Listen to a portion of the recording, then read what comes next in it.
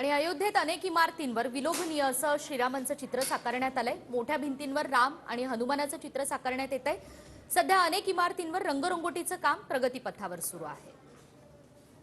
20 तारखेला अयोध्येमध्ये राम येत आहेत आणि याच रामाच्या स्वागतासाठी अयोध्या नगरी सज्ज झालेली आहे। अयोध्येला रंगरंगोटी करण्याचं काम जोरामध्ये सुरू आहे आणि आपण पाहतोय की अयोध्येतल्या मोठ्या इमारतींवरती संपूर्ण अयोध्या नगरीचं चित्र जे आहे ते रेखाटलं जात आहे आणि येणाऱ्या भक्तांना अयोध्या नगरीमध्ये आल्यासारखा भास व्हावा असं चित्र जे आहे ते संपूर्ण अयोध्या शहरामध्ये निर्माण केलं जात आहे।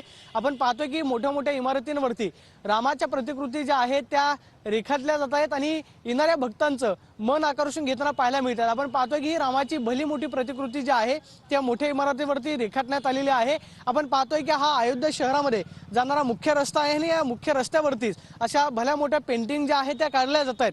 दुसऱ्या बाजूला आपण पाहतोय की रामाचं मंदिर जे आहे ते सुद्धा या ठिकाणी रेखाटण्यात आलेलं आहे। त्यावरती श्रीराम असं लिहिलेलं हनुमानाची प्रतिकृती आपल्याला पाहायला मिळते। राम राज्यामध्ये आल्यासारखा भास जो आहे तो आपल्याला या ठिकाणी आल्यानंतर होतो आणि नव्यानं पुन्हा एकदा अयोध्या नगरी जी आहे ते रंगवण्याचं काम सध्या जोरामध्ये सुरू असल्याचं पाहायला मिळतं।